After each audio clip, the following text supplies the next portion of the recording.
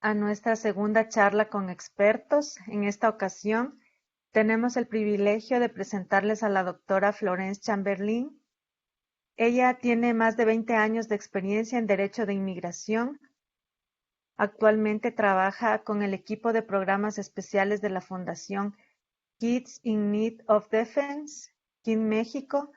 Se especializa en asuntos complejos de la inmigración basados en la familia, también la defensa de la deportación. Eh, perdón. La doctora Chamberlain ha representado a corporaciones y clientes individuales en procedimientos ante las diversas oficinas administrativas del Departamento de Seguridad Nacional y en oficinas consulares en todo el mundo, brindando asesoría legal estratégica. Florence también ha dado conferencias sobre una variedad de temas de leyes de inmigración en conferencias y seminarios en todo Estados Unidos y ha viajado extensamente representando a clientes en todo el mundo. Personalmente yo tengo el agrado de conocer de cerca el trabajo que ella hace junto a su equipo, ya que tuvimos el conocimiento de un caso de una niña menor de 7 años. Ella es ecuatoriana, era menor no acompañada, abandonada por los coyotes de la frontera México-Estados Unidos, y Florence junto a su equipo realizaron una magnífica labor garantizando la protección, respetando el interés superior de la niña y ayudaron a reunificar a su madre, quien vivía indocumentada en Estados Unidos. Bienvenida Florence, muchísimas gracias por el tiempo en la agenda y también a todos por la puntualidad. Le voy a dar la palabra y como dice Florence, para hacer una charla más dinámica, pueden pedir la palabra a través del chat en cualquier momento mientras Florence esté haciendo su presentación o al final si quieren hacer preguntas o comentarios. Gracias Florence, bienvenida, muchas gracias. Muchísimas gracias por la oportunidad de estar con ustedes y esta noche. Como dice en la introducción, yo he trabajado más de 20 años, pero en asuntos corporativos pero siempre en inmigración y con familias y en los cortes en defensa de casos de personas que han enfrentado deportaciones de los Estados Unidos. En el año, bueno, en noviembre de 2018, decidí estar trabajando con Kind en los Estados Unidos, y eso me tocó mucho, pasé un tiempo en las Navidades, hice voluntario en Dilley, Texas. Y también en los instantes de separaciones de familias, la política de cero tolerancia, me afectó mucho viendo las separaciones de niños de sus padres en la frontera, entendiendo que la forma en que estaban aplicando a la ley en esa época estaba muy fuera del normal y muy agresiva en contra de migrantes. Fue como buscando solución de inmigración muy ineficaz y muy cruel. Ese fue parte de mi motivo de reunirme en el equipo de Family Separation and Kind en San Francisco. En la Kind como organización, viendo las separaciones, el impacto, le dio, también Kind tiene oficinas en Centroamérica. Pero viendo todo lo que estaba pasando en las fronteras, Kind, Wendy Young, Maria Odom, empezaron a hacer su viaje a México, al sur de México, hablando con entidades gubernamentales, también con otras organizaciones de sociedad civil, y vimos que había mucha falta de información o un deseo de tener mejor información, mejor digo, ¿no? Sobre los procesos en los Estados Unidos, que había deseo de que alguien o una organización toma parte más, que había necesidad.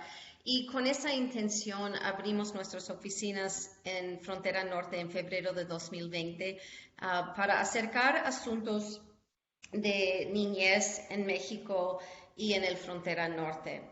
Ahorita contamos, y el COVID fue un poco de impedimento en nuestro lanzamiento porque tuvimos que cambiar y trabajar solo desde remoto. Pero interesantemente el trabajo y cualquier persona que trabaja en este rama vio que el COVID no fue como algo para parar el deseo y la necesidad de recibir protección. Las personas, los migrantes seguían viniendo con esa necesidad y el trabajo no paró. Um, Gracias a muchas organizaciones binacionales, la apertura de la comunidad en Ciudad Juárez, tuvimos oportunidades de apoyar casos que estaban encontrando, casos de niños. Les voy a dar voy a mostrar mi pantalla, voy a hacer esfuerzos para hacerlo correctamente. Y les voy a dar la idea, yo creo que es un poco práctica. Si puedo explicarle un poco sobre nuestro trabajo, cómo funcionamos en los Estados Unidos y cómo funcionamos en frontera norte o en Centroamérica, pero también desde nuestro punto de vista dar como un update de las políticas en la frontera norte, dado el cambio de administración, yo creo que sería muy práctico. Y explicar un poco sobre el sistema para niñez en los Estados Unidos. Nosotros en nuestro trabajo nunca empezamos desde el punto de vista del mejor interés de cada niño es entrar a los Estados Unidos. Donde empezamos es asegurando que los niños migrantes o niños que necesitan apoyo tienen información correcta para que puedan tomar su decisión y una decisión informada. Lo que a veces encontramos en frontera es que niños, después de tener información, saben que pueden tomar una decisión que tal vez va a quedar, por ejemplo, en México, a veces quieren regresar a su país de origen. Clave es la información correcta, especialmente cuando sabemos que hay muchos rumores y falta de información correcta o misperceptions, ¿no? Falta de conocimiento de cómo es en realidad mi situación cuando llego adentro de los Estados Unidos y enfrento una deportación. ¿Pueden ver mi pantalla o todavía no? Ahora ya se ve. Sí, yo. Okay.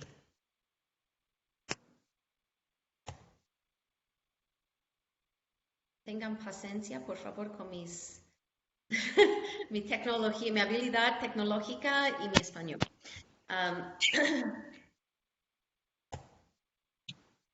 Okay, next.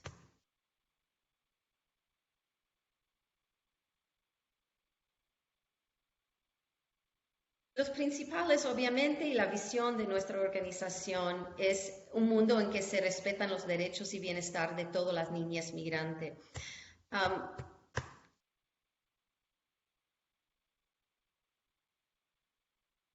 KIND fue fundada en el año 2008 con el propósito principal de asegurar que ningún niño enfrenta una deportación adentro de los Estados Unidos sin una defensa legal. En los Estados Unidos, en el proceso de deportación, ni adulto ni niño puede contar con la garantía de un abogado para defenderse. Es un proceso súper complejo. Y nuestra fundadora, Wendy Young, vio el problema tan grande y los fundadores decidieron que iban a formar esta organización para proveer esa defensa. Trabajamos en un equipo multidisciplinario con equipo de servicios sociales también, porque los proveedores, sabiendo que un niño que enfrenta un proceso muy complejo, que es un caso de asilo, por ejemplo, la trauma y sabiendo que está estable, el niño puede acercar la defensa mucho mejor. Entonces, esta forma de trabajar interdisciplinario nos ayuda mucho en brindar un apoyo a niños más amplio. Si un niño sabe que tiene dónde vivir, que está establecido en su escuela, etc. Nosotros tenemos 10 oficinas en varias ciudades principales de los Estados Unidos y trabajamos dentro de lo que se refiere de organizaciones de sociedad civiles del red Vera. El Vera Web, nuestros clientes son niños que ya están con sus familias y están en proceso de deportación. Igual defendemos a niños que están detenidos en custodio de migración adentro de los Estados Unidos. En México, nuestro trabajo, el enfoque es un poco distinto. Trabajamos para dar capacitaciones, orientaciones individuos a niños que encontramos, pero también sabemos muchas veces para nosotros lo que ha sido más difícil es acceso a niñas y niños y adolescentes no acompañados cuando están en custodio del gobierno. Pero igual tenemos esa situación en los Estados Unidos, pero adentro de las redes del gobierno en los Estados Unidos hay una red de proveedores que garantiza por ley distintamente un conocer sus derechos, orientaciones legal sobre el proceso de inmigración. No va a garantizar un derecho a un abogado para la defensa, pero van a tener conocimiento del proceso. Aquí tengo unas cifras de niñas y niños y adolescentes que han ingresado a los Estados Unidos más recién. Tenemos en cifras del 2021 a 79.948 y yo creo que estas cifras faltan un poquito.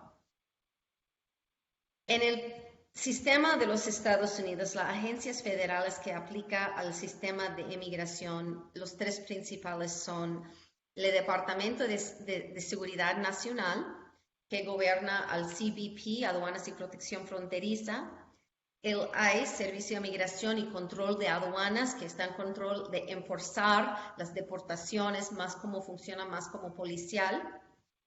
También tenemos UCIS o Servicio de Ciudadanía y Inmigración, y estas son oficinas más administrativas. Por ejemplo, si alguien va a aplicar para su ciudadanía, va a ser con la oficina de UCIS. También la oficina de asilo o las oficinas que deciden casos de asilo afirmativamente van a ser gobernadas por UCIS. Ya vea que la oficina de asilo está conectada ahí. Y ahí esas entidades se refiere al Department of Homeland Security. Antes, muchos años antes, era el INS, Immigration and Naturalization Service, pero decidieron cambiar la estructura, ¿no? Luego, la otra para niñez, el Departamento de Salud y Servicios Humanos es muy crítico porque se encarga de la Oficina de Reasentamiento de Refugiados o lo que se refiere al ORR. Y eso es que es la organización encargada del cuidado y custodio de niños que están detenidos o después de su detención cuando cruzan a la frontera. Igual, como tal vez están escuchando de Fort Bliss, hay centros de emergencias que han construido para los niños y la Oficina de Salud y Servicios Humanos están en cargo de esos lugares ahorita, ¿no? Lo que gobierna y cada niño que entra o cruce irregular, igual tiene que pasar por un proceso de inmigración para determinar cuál sería su estatus en los Estados Unidos o van a ser puestos directamente en unos procedimientos de expulsión o deportación, digamos. Y del Departamento de Justicia gobierna la Oficina Ejecutiva de Revisión de Inmigración, EOIR, y estos son los cortes y el corte de apelación.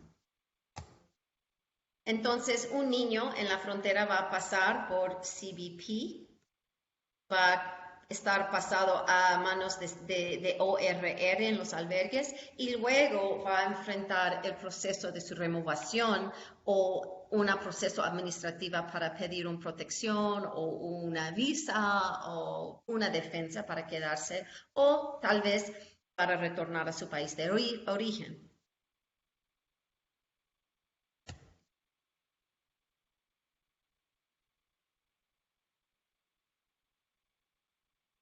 Um, Sabemos que después, en marzo de 2020, lo que se refiere al título 42, afectó mucho de los migrantes que buscaban protección. Se refiere, la frontera estaba cerrada en ese tiempo por la pandemia, ¿no?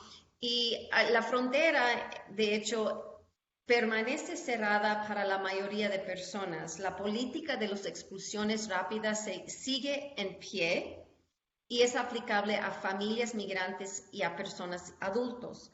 Pero más bien ustedes han escuchado que hay ciertas personas que están presentando, si escuchas que personas sí están presentando de cierta forma que las autoridades americanas le están dejando pasar, es porque están pasando bajo una excepción a la política. Es una consideración que están dando las autoridades de los Estados Unidos a casos más vulnerables.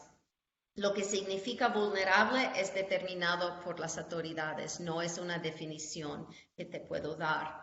Entonces, las excepciones del título 42 tampoco deben aplicar a niñas, niños y adolescentes no acompañados. De hecho, desde marzo no hubiera aplicado a niñas y niños y adolescentes no acompañados de otros países, de no mexicanos, pero trabajando en frontera norte sabemos que había muchos niños centroamericanos que sí se encontraban con expulsiones, enfrentando expulsiones durante los días tempranos de cuando apenas empezó esa política después del título del COVID.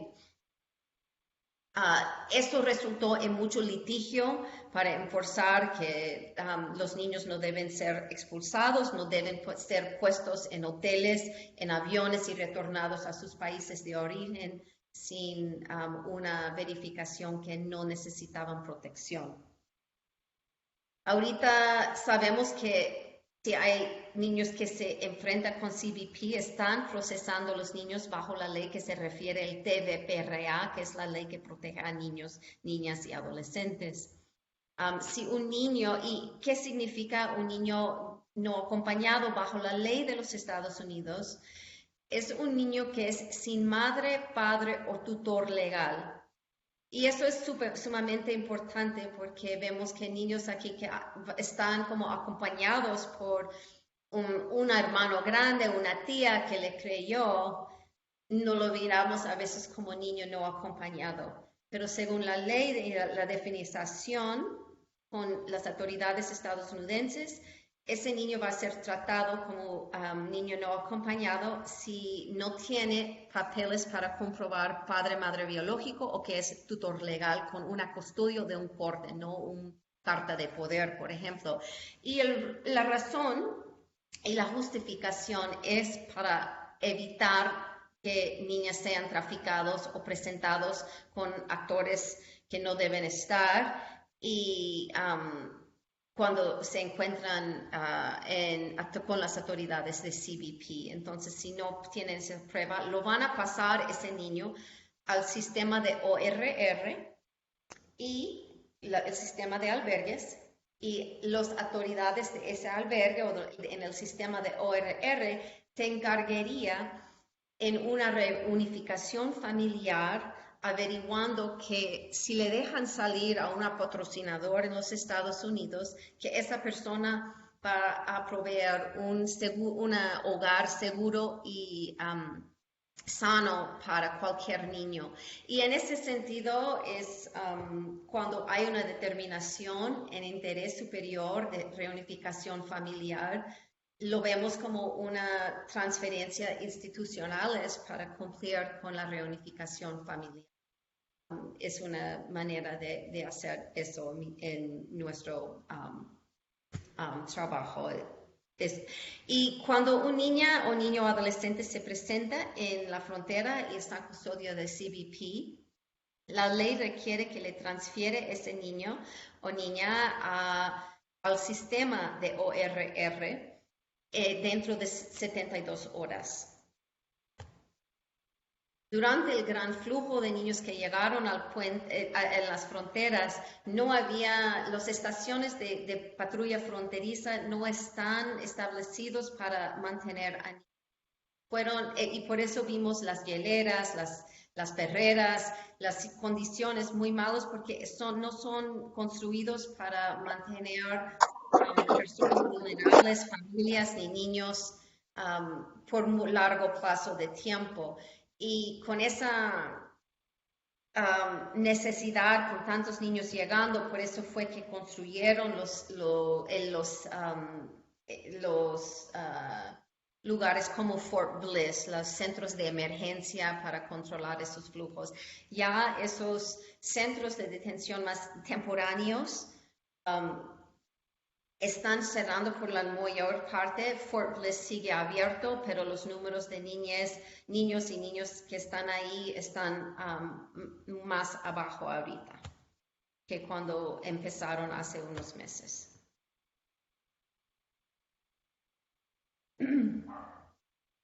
En los últimos 3 meses había un registro, como dijo, de altos números.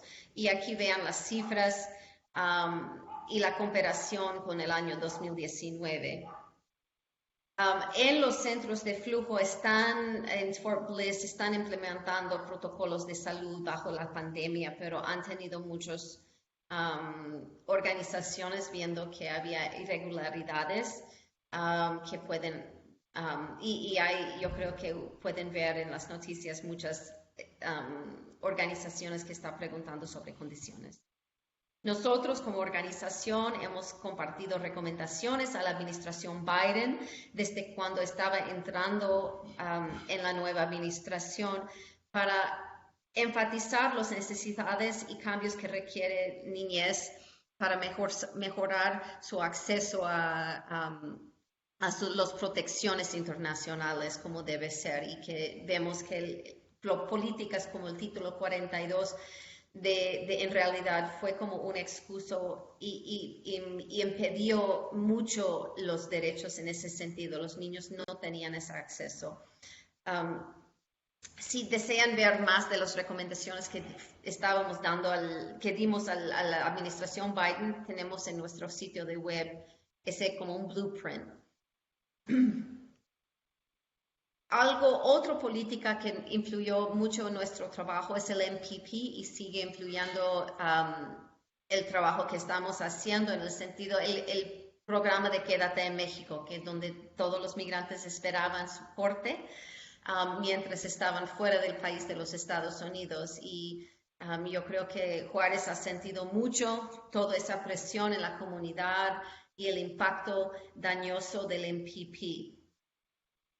En febrero de 2021, President Biden canceló el MPP, pero sigue personas en la frontera y estaban dejando ciertos grupos de personas poco a poco en varias fases entrar al país para poder continuar el proceso de migración.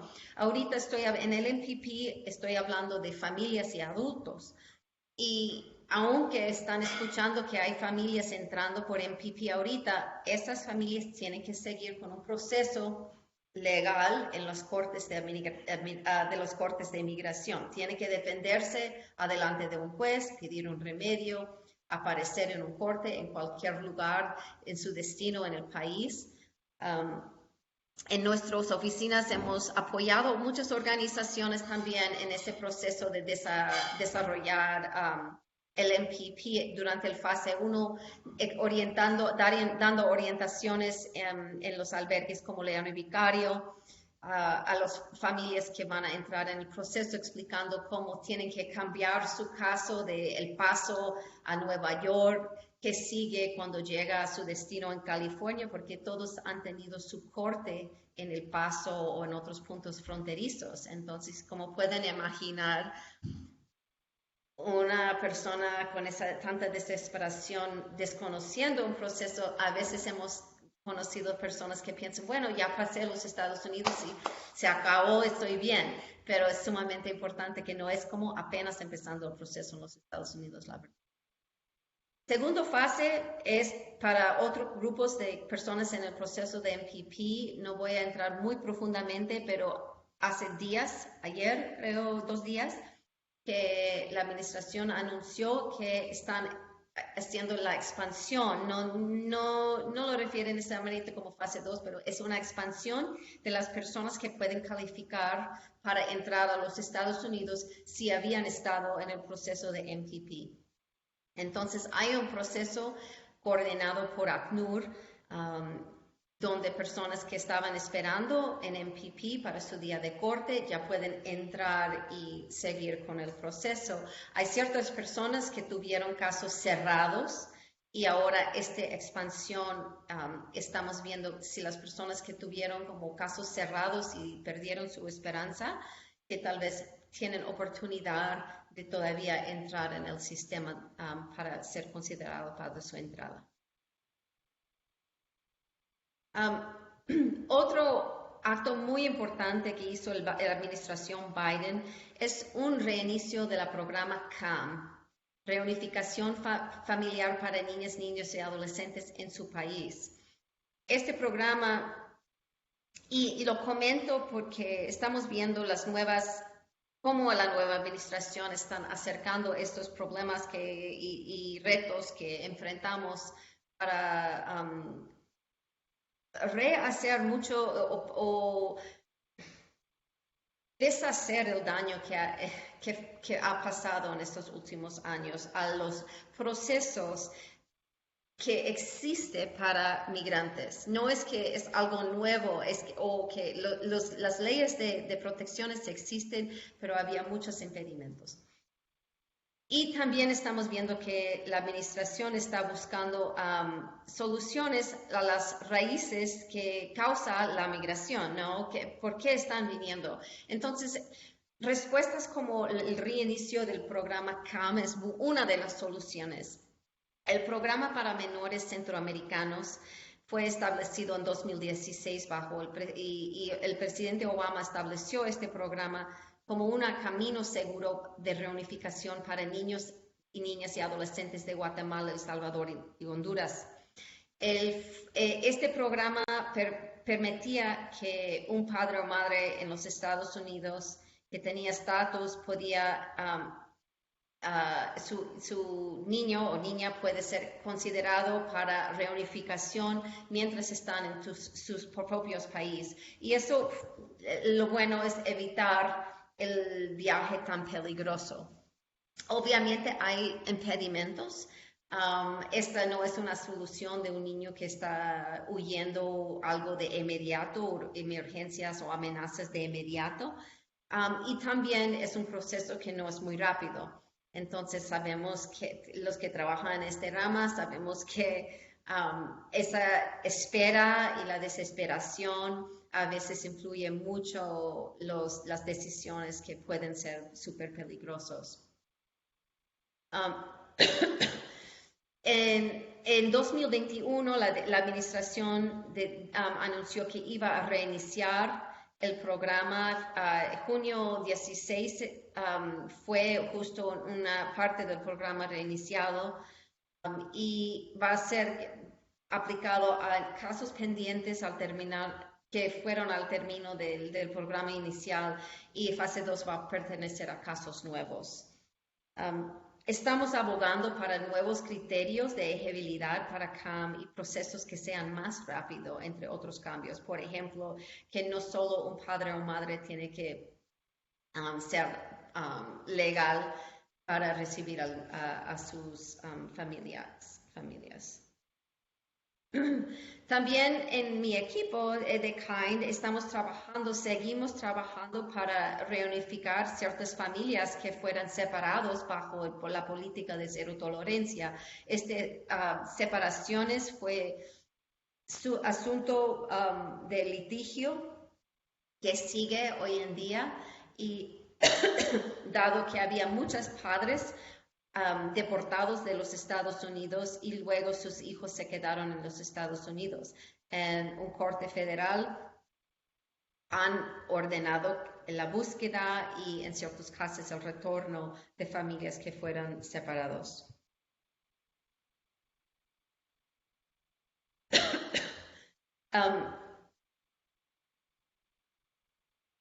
aquí vean que había otras políticas que fueran súper dañinos de la administración anterior, por ejemplo, los acuerdos del tercer país y cruces por un tercer país no calificaba para asilo, el MPP, como hemos explicado, y la ley de la carga pública que decía que una patrocinador tenía que ganar cierta cantidad de dinero esos son como impedimentos y se compleja el proceso mucho. Asilo, demoras de procedimientos para niñez, vimos tantos y estamos viendo poco a poco ciertos cambios en favor de las leyes anteriores. Como dice, a las Cortes han derivado otras políticas migratorias, la aplicación de la regla de ese país.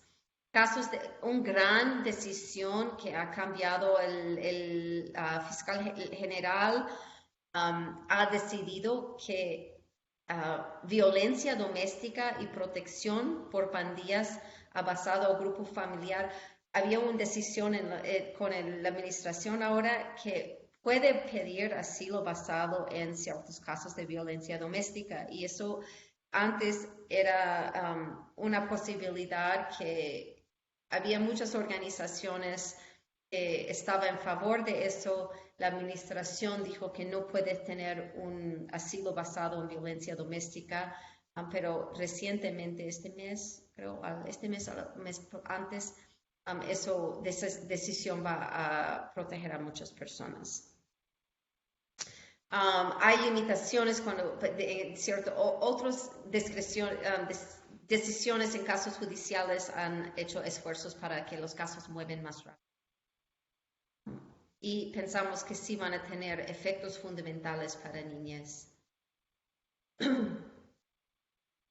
La administración nueva ha propuesto 4.000 millones para el desarrollo de una estrategia regional que responde a las causas de migración, como dije, $1 millón de dólares por cada año de su administración.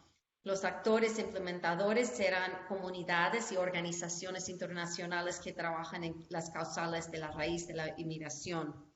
KIND ha estado trabajando en Centroamérica ya unos años con grandes organizaciones de sociedad civil que provea, por ejemplo, información a niñez sobre GBV, muy parecido al gran trabajo que hacen aquí las organizaciones en Juárez. Los fondos de los Estados Unidos estarán sujetos a estrictas condiciones en los países basándonos en medidas de sus esfuerzos, anticorrupción y buena gobernabilidad, basado en elecciones justas y respeto a los derechos humanos. Y un plan de seguridad y prosperidad, dicen, reconoce el rol central de la mujer como agente poderosa y de cambio para el desarrollo. Entonces, esos son uno de los nuevos políticos que están mucho conocer mucho de eso. Lo que muchas veces recibimos muchas preguntas de qué pasa cuando un niño se presenta en la frontera, niño adolescente no acompañado se presenta ahí mismo en la frontera, en el puente, ¿no? O si le agarran.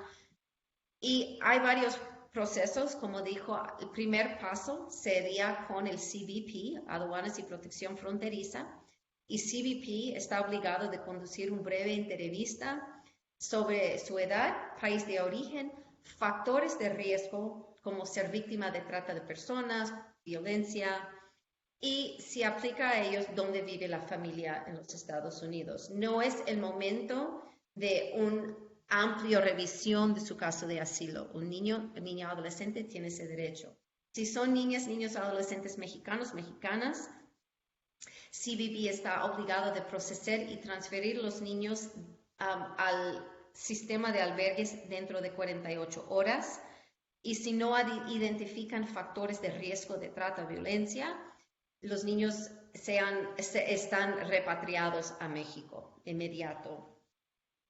Niños de países no contiguos, como explicaba antes, van a ser transferidos al sistema de albergues dentro de 72 horas. debe ser el procedimiento más rápido, pero ya hemos visto como en este año pasado, con el gran flujo y falta de personal, no cumplían con esos 72 horas o 48 horas.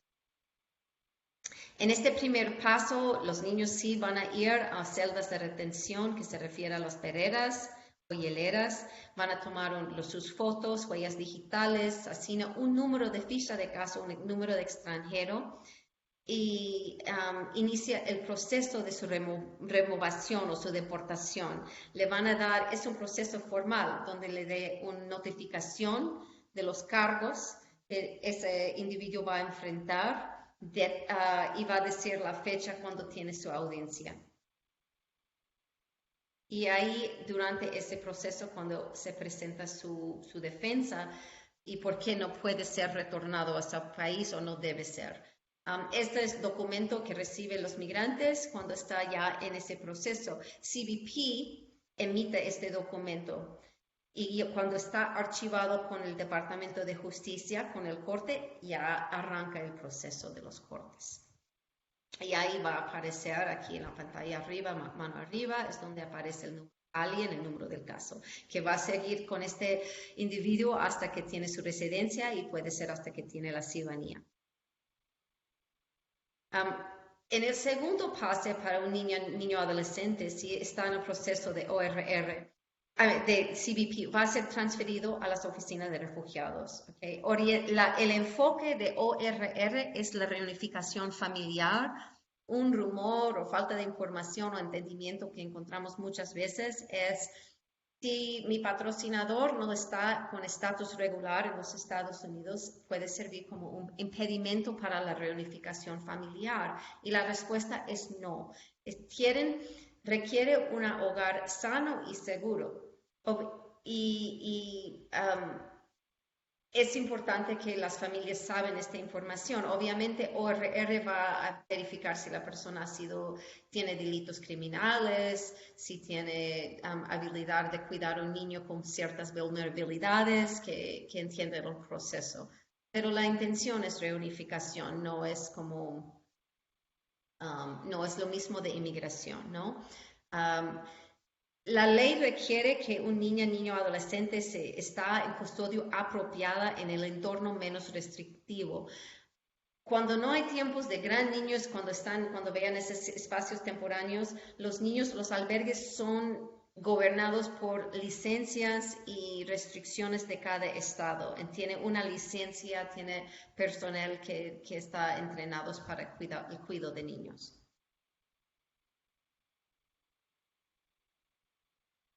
Sí, un punto muy importante de nuestros clientes que encontramos, citamos en México, cuando un niño se va a cumplir 18 años, tiene un impacto muy importante, porque si se cumple 18 años cuando está en custodio de ORR, es posible, las autoridades de CBP tienen derecho de transferir un niño al custodio de los adultos. Entonces, porque no puede tener un adulto en un albergue de niños, ¿no? Entonces, ese niño va a ser transferido al custodio y puede ser un poco traumático para un niño de 18 ser transferido a un centro de detención de adultos. Es algo que queremos evitar. Y cuando hacemos consultas, por ejemplo, con un menor que está tratando de hacer una decisión, ¿qué hago? Y tiene 17, vas a cumplir 18 en una semana. Eso es un punto muy importante que ellos que tratamos de que están informados y que entienden lo que se puede pasar. Tercer paso es la reunificación cuando un niño está en este proceso, niño adolescente. Y cuando está adentro de los albergues, como dije, tienen una lista de servicios legales y van a identificar y tratar de ser reunificado. En el cuarto paso, que es obligatorio, representación legal es algo que va a necesitar porque va a tener que seguir en frente de un juez. En nuestras oficinas, en el ejemplo que habló la niña ecuatoriana, estaba en un albergue en México Pero ahorita como fue reunificado en una área donde nosotros tenemos mis colegas, podía tener la oportunidad de brindar esa representación en los cortes. Entonces fue un muy buen ejemplo de una representación completa. No puede ser en todos los casos, pero es un ejemplo de lo ideal, ¿no? En el quinto paso, un juez va a hacer una decisión o el quinto paso es remedio, que si lo van a dar o no. Va a recibir su residencia, su ciudadanía, o el caso va a ser negado y el individuo repatriado. Los procesos demoran mucho, hay mucho atraso en nuestros cortes de migración. A veces encontramos a niños que desean su salida voluntaria, ya quieren regresar y eso lo consideran no como una necesidad, sino un derecho. Y puede pedir el retorno voluntario en cualquier momento del proceso. KIND también cuenta con un programa de reintegración, porque cuando tenemos un niño que decide retornar o que va a enfrentar una deportación a su país de origen, por ejemplo, a Guatemala, trabajamos con los colegas en Centroamérica para que los niños que llegan allá tienen un año, si están en el área, no es en todo el país, lastimadamente solo trabajamos en ciertas partes, pero para proveer y asegurar que esos niños tienen acceso a la escuela o si quieren apoyo en trabajar, etcétera, tratamos de proveer ese apoyo por nuestras colegas allá. Los remedios legales más comunes con la niñez migrante no acompañada son el asilo, lo que se refiere a suspensión de expulsión y las protecciones bajo la Convención contra la Tortura. Son los más comunes. Pero sí también existen protecciones complementarias, una visa juvenil especial, que eso aplica a niños que han sido abusados, abandonados y que por uno o ambos padres y le permita aplicar si un corte del Estado, no de migración, determina que sí califica como una juvenil especial según la ley, ¿no? Puede aplicar para una visa que luego le da la residencia. Este visa tiene restricciones. Una visa juvenil no permite, por ejemplo, si yo soy un niño y me den la residencia y yo había hecho queja contra mi padre, ya no es que yo puedo aplicar de nuevo para ese padre, no puede transferir, no es como un ciudadano que recibió estatus por otra manera puede aplicar a un hijo o algo así. También piden muchas veces visa T y visa U y sabemos que hay otras opciones por peticiones familiares, hermanos o padres o esposos de ciudadanos o residentes. Cuando un niño o niña está adentro de los albergues, pueden contar en alimentación, tiene derechos de atención médico, educación, atención psicológica y recreación y servicios de gestiones de casos, el derecho de participar de actividades a acuerdo de su propia religión. Y como dije, la ley requiere un entorno menos restringido. A veces encontramos a niños que que se presenten peligro para sí mismo, peligros a la comunidad o riesgo de fuga, y esos niños pueden ser transferidos a una instalación más de alta seguridad, pero deben revisar por cierto tiempo si esto sigue necesario, porque no es la situación ideal para un niño y la ley contempla que debe ser considerado y revisado para asegurar el entorno menos restringido. Esto no voy a revisar profundamente, pero puede ver, es como un mapa de los procesos.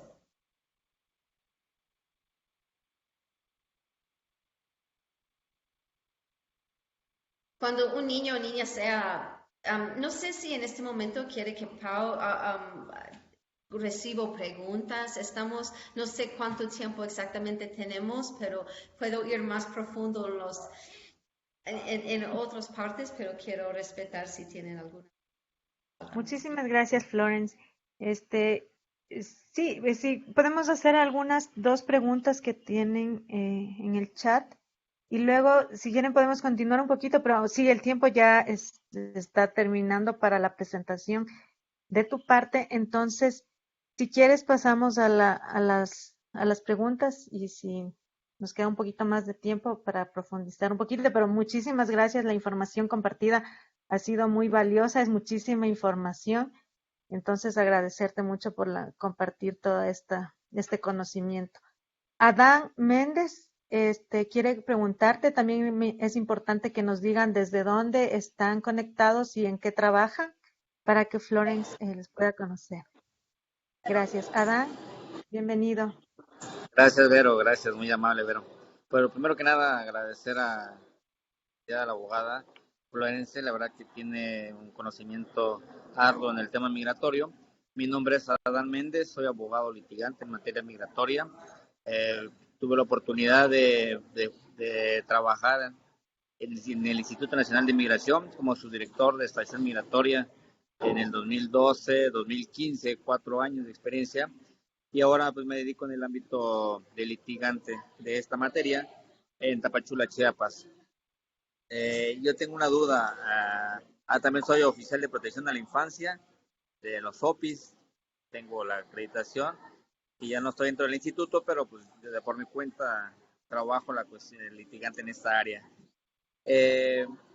Florence, independientemente ahorita del tema que estuve escuchando de manera detallada la participación de usted en relación a los niños y niñas y adolescentes no acompañados en el marco jurídico que tanto tiene en el territorio mexicano como en Estados Unidos, el arduo trabajo que usted ha desarrollado. Mi pregunta va encaminada en el 2016, tantito con el tema de cubanos. En el 2016, Barack Obama, cuando termina su mandato, él quita la ley de los pies secos, pies mojados en relación a los cubanos, y esto no permite ya que los nacionales de esa nacionalidad de la isla pues no permitan entrar como entraban en ese entonces. De ahí, desde mi punto de vista, nada más para corroborar, caso como quitan en esta ley en aquel entonces Barack Obama, todavía tenían la ley de ajuste cubano. Esa era la que implementaban para ellos para obtener su residencia en Estados Unidos. Digo, el extranjero en su momento Sí, podría optar como quedarse en México, acogerse a las leyes migratorias nacionales, o en su caso optar por estar a la ley, hasta sujetarse a la ley del ajuste cubano en Estados Unidos, o pedir refugio también en ese país. no sé si entiendo exactamente. Conozco la ley de ajuste cubano bastante bien como trabajé. Soy de Miami y mi familia son cubanos, entonces he representado a muchos cubanos en los procesos de ajuste cubano. Um, pero no sé si entiendo exactamente su pregunta. Si sigue en efecto la ley de ajuste cubano. Adán, ¿puedes por favor apagar tu micrófono porque tenemos mucho ruido? Perdón, Florence. Adán, ¿puedes apagar tu micrófono? Gracias. No sé si la pregunta era si existe después del wet foot, dry foot, el derecho de pedir el ajuste cubano. Um, yo puedo decir que había muchos cubanos que llegaban y los encontramos en varias partes de México, en frontera norte, que estaban en el MPP. Y ahora lo que están tratando de saber es cómo me afecta, porque muchos de ellos también cruzaron irregularmente y ya con la nueva administración hay posibilidades de retomar sus casos. Entonces, es una buena pregunta porque recibimos muchas preguntas sobre, bueno, ahora qué pasa si yo entré irregularmente y ya me dan oportunidad de seguir con el MPP. Yo creo que ya en esta expansión del fase 2 del MPP van a acercar esos tipos de asuntos. Lastimadamente en el día desde ayer y bajo con las nuevas informaciones, no he tocado esa pregunta, que cómo lo van a hacer. Yo sé que la administración estaban diciendo a cubanos que había entrado irregularmente a los Estados Unidos que por favor no regresan a México. Primero, que esperan una respuesta, una solución para ellos. Por el peligro, también no era muy importante que muchos cubanos no mientan que habían entrado ilegalmente porque puede impactar su caso de migración a los Estados Unidos y saben que es posible que van a detectar toda esa información. Entonces, he escuchado muchas preguntas por abogados en Miami, sur de Florida, donde van muchos de los cubanos. Yo pienso, cuando vi personas cubanos en MPP entrando por el programa, la apertura, que están entrando ahora, que están dejando que los cubanos entran, ellos entran con una forma del parol y pienso que esa parol le van a permitir para el justo cubano, pero no quiero decir lo incorrecto porque no estoy trabajando en esos casos, pero yo sé que esa información están viendo mucho, hay información y respuestas. Si eso es tu duda, también con mucho gusto es posible verificar cómo están tratando esos casos. ¿Está claro o acerqué tu pregunta, contesté? Sí, Florencia, sí, yo creo que habría que estar ahorita más actuales con ese tema, pero sí, gracias a la participación. E inclusive, hoy en día, en territorio mexicano, por ejemplo, en caso de cubanos, todos tienen derecho de pedir refugio en territorio mexicano, cualquier extranjero de cualquier nacionalidad. Hablando de Centroamérica, por su naturaleza geográfica, geopolítica, pues tienen mayor presencia de cuestión de delincuencia organizada y todo eso, ¿no? Que son los mayores, que tienen mayores elementos para poder presentarle ante la Comar y poder convencer, en este caso, esta autoridad administrativa para que sean candidatos a refugio. Hablando del país, de esta nacionalidad cubana, pues su sistema político-económico es totalmente diferente a otro, ¿no? Y ahí es donde ellos tienen un poco menos de posibilidades de calificar para obtener el refugio. El refugio en territorio mexicano interviene cuando el extranjero tiene el temor fundado que regresar a su país corre peligro su vida. Sin embargo, en esta nacionalidad en específica, claro que sí hay varios, pero el porcentaje es mínimo en relación o en comparación a Centroamérica. Pero yo he notado presentemente en Tapachula, que es la entrada de todo, que bastantes, en caso de Nacional Cubana, a muchos les están dando, los están reconociendo como refugiados en territorio mexicano. Inician su procedimiento de solicitud de condición de refugio ante la Comar y les resuelven favorablemente. Aquí la pregunta es, ellos están contentos que ya tienen el documento y poder pasar desde la frontera sur hasta la frontera norte, y como dicen ellos, ya coronamos, ya pasamos la frontera norte a Estados Unidos. Lo que ellos no saben, o no sé si están informados, Sí, aplica el ajuste cubano. que ya son reconocidos como refugiados en territorio mexicano. La pregunta es, ¿qué va a pasar cuando ya estén en la corte norteamericana y allá le digan, oye, ¿es refugiado mexicano? Para atrás. ¿Qué pasa? Ok, so, una pregunta que no voy a contestar porque no quiero saber, no sé si exactamente cómo lo están tratando, pero el ajuste cubano es una ley que existía que no tiene nada que ver con estatus refugiado.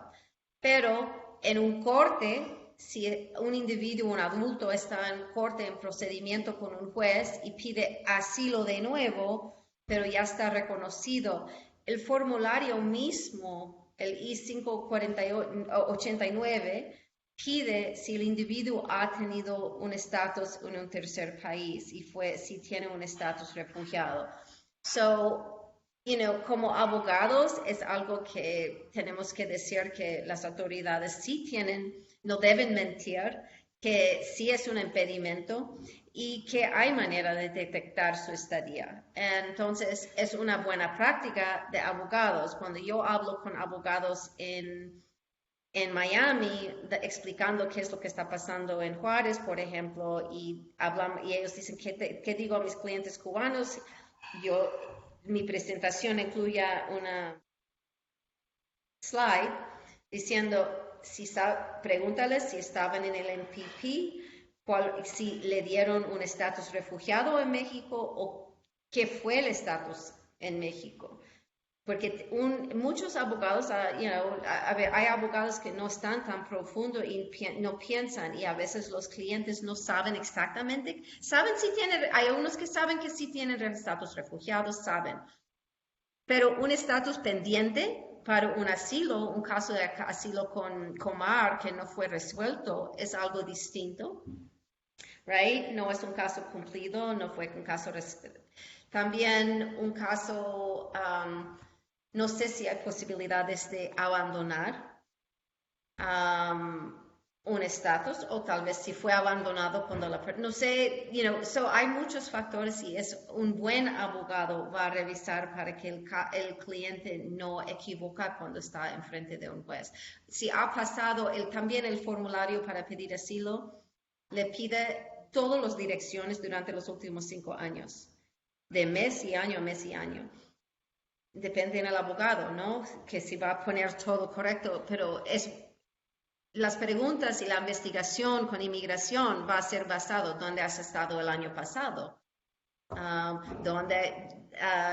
si esa persona pasó 2 años en México, vienen más preguntas. Es siempre bueno que los clientes divulgan y explican, por ejemplo, que no pude, si es la verdad, no podía quedarme en México porque tuvo malas experiencias, tuvo como riesgos a mi vida que impidió mi estadía en México, que yo no podía seguir, que son también casos muy importantes que encontramos, personas que sí estaban en México, centroamericano, igual cubano, pero fueron víctimas de violencia. Y de ahí un juez puede ver cómo cayó este caso y debo considerarlo entonces y mirar todos los factores. Y lo va a revisar. It's a long answer. Muchas gracias, Adán. Gracias, Florence. Linda de León quiere preguntar. Linda, buenas noches. Hola, buenas noches. Mi nombre es Linda, soy de Guatemala y trabajo para el Comité Internacional de la Cruz Roja. Mucho gusto, ha sido realmente una presentación bastante clarificadora, ¿no? Sobre todo para lo que pues, sucede en Guatemala también. Y tengo dos preguntas, si es posible la respuesta. Uno es que habló acerca del programa CAM, ¿no? Creo que en su momento, pues el programa fue una alternativa lenta, probablemente muy reducida, pero una alternativa, ¿no? Pero me da duda qué tipo de ampliaciones pueden proponerse a los criterios que anteriormente manejaba CAM y si la reunificación que propone es permanente o temporal, porque recuerdo que en algunos casos únicamente aplicaba por algunos meses, entonces me surge esa duda. ¿La reunificación sería permanente o temporal? Y una segunda pregunta, si no da tiempo, pues usted decide cuál responde, por mí está bien. La segunda es que pues Guatemala es un país donde pues hay adolescentes, varios están inmersos en las maras y las pandillas, pero también muchos de ellos están llevando medidas socioeducativas porque pues son denominados adolescentes en conflicto con la ley penal, ¿no? Ellos han cometido un delito, digamos siendo menores de edad, entonces reciben una medida socioeducativa. Una de las formas para poder salir de esta medida socioeducativa es desafiliarse a las pandillas. Esta desafiliación, al momento de que termina su medida socioeducativa, los pone en riesgo en la comunidad. Entonces ya no pueden asentarse en otro departamento y buscan migrar, ¿no? Porque de aquí ya no no encuentran esa protección. Esto es un criterio complejo para una protección, ¿no?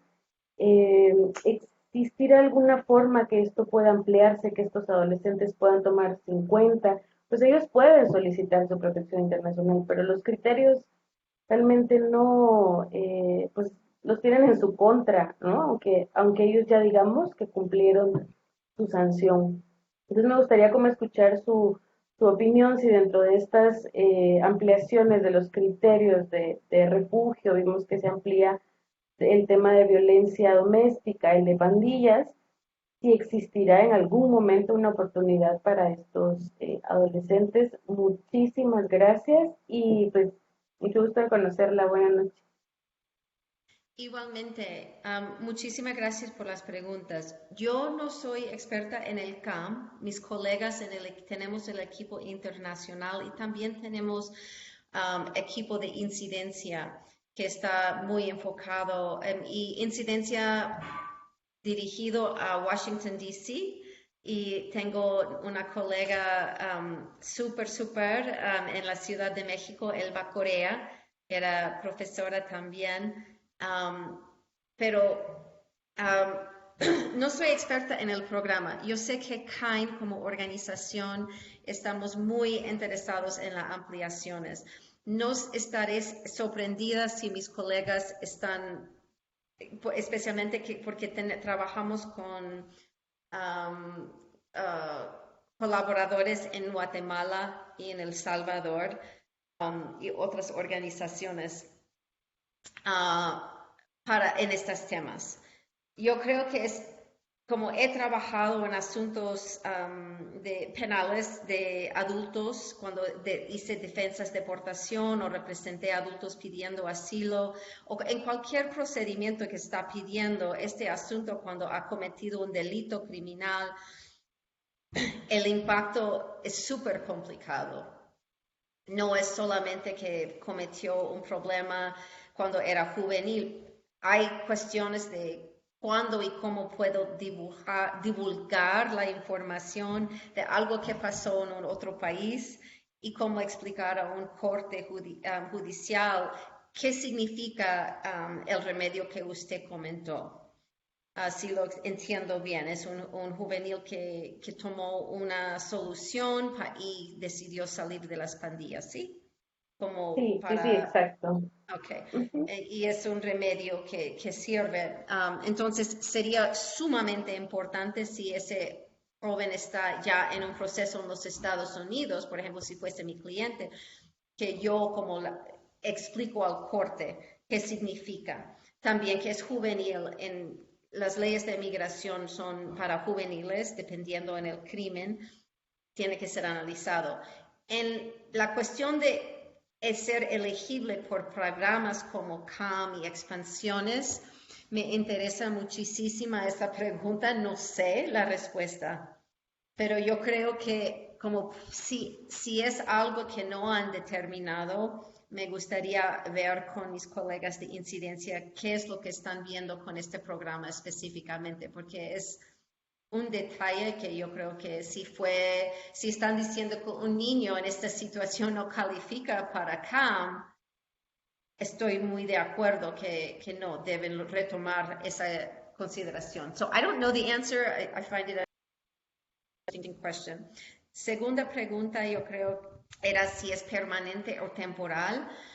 Según mi entendimiento, es permanente, pero también haciendo este trabajo tantos años, no voy a decir que estoy 100%, porque lo peor es dar mala información, pero lo que sí te puedo decir es tengo colegas que pueden darte más información. Mi colega Laura Just o Emily Kephart, con mucho gusto, si tienes preguntas, voy a poner mi correo electrónico en el chat para recibir preguntas o si también luego tendremos equipo en Tapachula. Espero que conoces a mis colegas y puedes contar en apoyo si hay dudas o asuntos que surgen.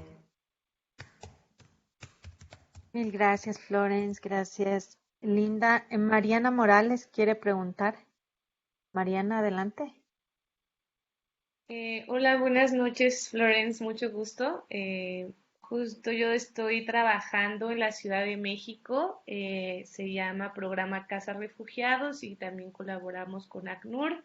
Soy responsable actualmente del área educativa y estoy también como muy interesada por todo lo que estás comentando, porque justamente uno de los temas que a mí me llaman más la atención y de lo que comentabas es justamente cómo buscar esta parte de integración también de los mismos jóvenes mexicanos que se mantienen aquí, porque buscamos hacer un poco de redes entre jóvenes migrantes que ya se establecen aquí y jóvenes de la misma ciudad, ¿no? O sea, como mexicanos, justamente para un poco ampliar estos contextos de vinculación entre necesidades que se pueden compartir entre una persona que viene migrando e incluso en la misma ciudad de personas o como llaman sociedad de acogida, ¿no? Tenía aquí unas preguntas muy puntuales sobre el tema del MVP, por lo que, o sea, me sorprendió un poco lo que comentabas, que justamente a partir de que pasa por este proceso con ACNUR, ya en el tema de conocer, las personas también tienen que volver a pasar un segundo proceso que es justo ir ante la corte y todo este tema.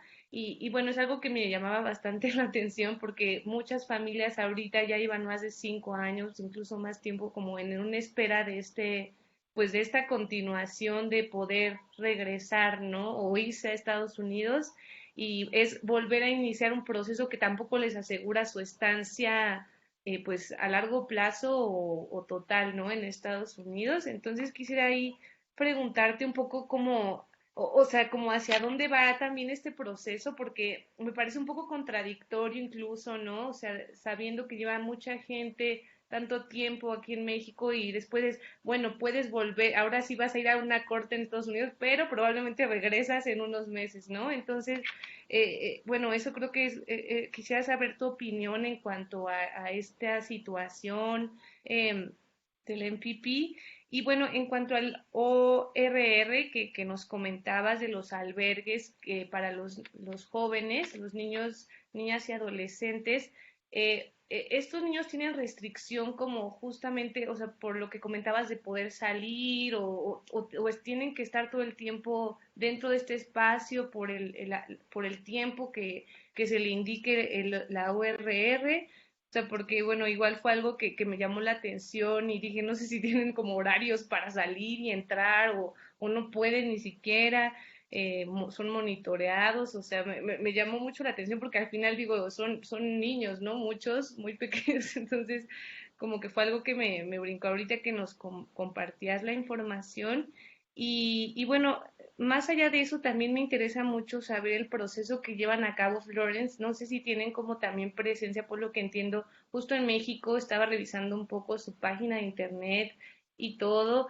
Y sé que aquí en México tenemos este programa de reintegración o bueno, de repatriación. eh, pero quisiera preguntarte si ustedes también pueden brindar justo asesoría en general, porque bueno, en la asociación donde estoy, nosotros no brindamos asesoría a niños no acompañados, sin embargo, pues se han llegado jóvenes con este estatus y yo quisiera preguntarte si ustedes pueden hacer un acercamiento específico, general, nada más para saber y ubicar nosotros también a dónde podemos canalizar si llegaran jóvenes dentro de este situación específica dentro de nuestras oficinas, por lo que entiendo de que pueden dar una asesoría legal general, ¿no? Un acompañamiento general y bueno, esas eran mis preguntas, exacto.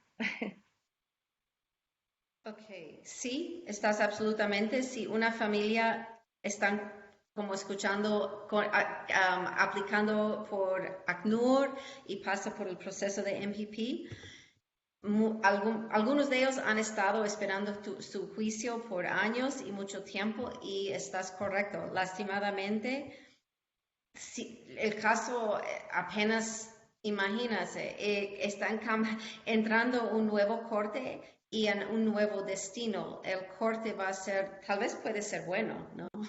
Si yo tengo un corte con un juez que en el paso muy estricto y me voy para otro lado y tal vez tengo mejor chance, ¿no? Pero el caso va a cambiar. Un migrante lo que enfrenta en los retos, la realidad es un nuevo espacio, una nueva comunidad, un nuevo entendimiento de cómo funciona el proceso. Entonces, de debido proceso es muy problemático, lo veo, esa demora entre tiempo. También 5 años dentro, cuando en el análisis de un caso de asilo, un juez le va a preguntar, este fue el incidente por lo cual saliste de tu país. Ya ha pasado 5 años. Esta demora ha causado bastante problemas a los individuos porque durante estos 5 años, ¿qué más ha pasado? ¿Cómo ha afectado el caso original? Puede ser más fuerte, puede ser mucho más débil. Y estar reestablecido como o estatus refugiado. No deben estar considerando en su contra, pero ese proceso en el corte es sí algo nuevo y lo veo problemático y por eso muchas de nosotros igual y muchas organizaciones vean estas políticas que limite a alguien que está pidiendo protección. Esta no es, no es como debe ser. Segunda pregunta es en el ORR, sí. Por mayor parte, sí, están gobernados por leyes estrictas de los estados, tienen que calificar y tener una licencia de operación, están cerradas, pero los niños sí tienen derechos y dictado por la ley tienen derecho de tener presentaciones, de conocer sus derechos, listos de servicios legales donde pueden ir orientaciones sobre sus derechos. Mientras están en custodio del ORR, es muy parecido al DIF en el sentido que los niños sí van a tener la comunicación, le van a asignar una trabajadora social y un equipo psicosocial si necesita y le va a dar un trabajador social que se encargaría de asegurar que el niño tiene acceso a esas llamadas, sus necesidades educativas, actividades físicas. Entonces, sí están ahí. Hay niños que llegan y no tienen patrocinadores en los Estados Unidos y tienen el derecho, si son personas refugiadas, que pueden quedar en familia acogida de largo plazo. Entonces hay otro programa de URM que le dan como guía y apoyo a niños que llegan a ser adultos mientras ese proceso, pero sí tienen que seguir con el proceso de estatus refugiado. Había una pregunta más. ¿No? Sí, realmente era una muy básica sobre el tema de que, o sea, saber si ustedes como justo brindan esta parte Sí. de información Okay. general. Con mucho gusto puedo hablar cómo debemos hacer asesorías o con quién. Depende, en la organización. Obviamente queremos que los niños tengan información correcta sobre los procedimientos. Nosotros no somos abogados mexicanos ahorita, pero yo sí creo que voy a tener un abogado mexicano en uno de nuestros equipos. Estoy súper happy. Vamos a, we're very excited. But entonces, en asuntos que pertenecen a Comar o si el niño expresa su deseo de recibir estatus en México, entonces ahí contamos con abogados que sí saben, con Asylum Access o IMUMI o otra organización que puede brindar apoyo, o UNICEF o ACNUR. Bueno, ACNUR no, it's Mexican. Pero trabajamos muy cerca con ACNUR buscando soluciones. Mi equipo, tengo un abogado señor en Tijuana. En mi equipo tengo un abogado que trabaja desde remoto, pero luego va a estar aquí en Juárez conmigo. Tenemos una coordinadora de servicios sociales en Juárez, Mario Melgar. Y tengo nuestro programa coordinadora de programas acá. Ahorita vamos a expandir nuestro equipo en Tijuana, ya tenemos otro coordinadora de servicios sociales, otra abogada. Entonces están creciendo los equipos. Muchas veces sí damos consultas por videos. Y como digo, trabajamos en albergues cerrados en los Estados Unidos, en la programa de detenciones, digamos. Y ahí tenemos buenas prácticas que tratamos de implementar también trabajando desde remoto, porque por el COVID tuvimos que hacer todas esas consultas. Es muy difícil, ¿no? Hay que implementar mejor prácticas cuando estás hablando con un niño traumatizado.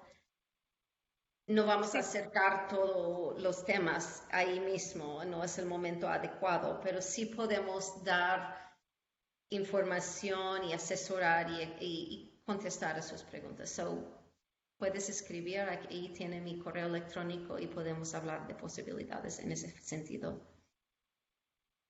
Muchas gracias, Florence, por todo y también agradezco mucho la presentación y todo, de verdad, fue muy, muy enriquecedor. Gracias.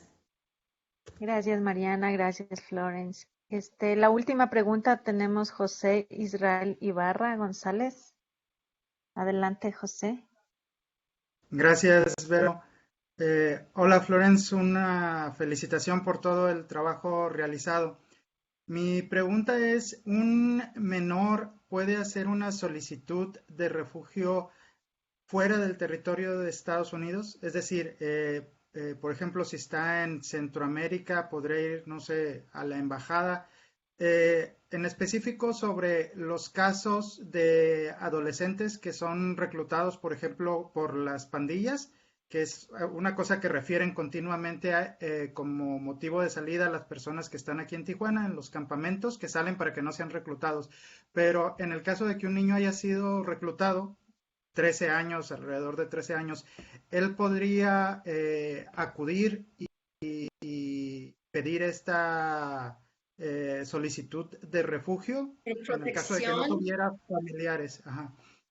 En país de origen, ir al consulado y pedirle protección. Debe tener el derecho de hacer eso, no es súper común para nada que sigan en ese proceso. Hemos encontrado, por ejemplo, en los momentos, lo que sí puedo decir es en los momentos del título, cuando apenas empezó título 42. Encontré una niña de 15 años con su bebé y ella era niña que buscaba protección en los Estados Unidos, huyendo de ese mismo tipo de violencia.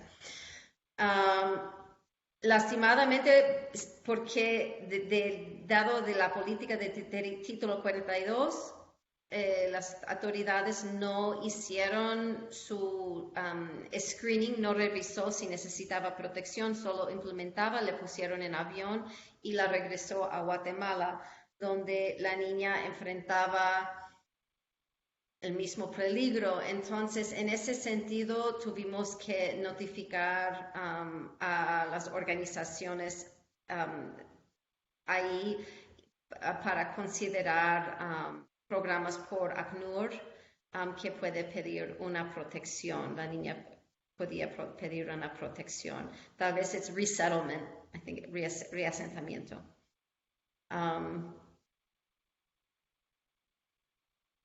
Ok, gracias.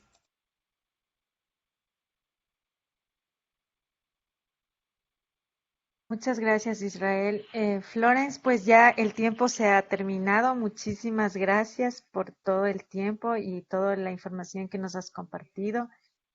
Y también que ojalá nos puedas acompañar para la siguiente, el próximo ciclo de los estudiantes en esta especialidad que ha sido muy valiosa tu participación. Y a todos, muchas gracias también por su puntualidad, muchas gracias por su participación. Es que mañana tenemos la sesión en vivo con el doctor Rafael Alarcón, donde estaremos viendo el sistema también de la política migratoria en Estados Unidos y los estudiantes de la especialidad y de la maestría están en evaluación con la doctora Gabriela Zamora Muchas gracias, Florence, muchísimas gracias. Y Muchísimas seguimos en gracias. contacto. Es un honor y agradezco mucho la oportunidad de estar aquí esta noche. Gracias. Gracias a todos. Hasta mañana.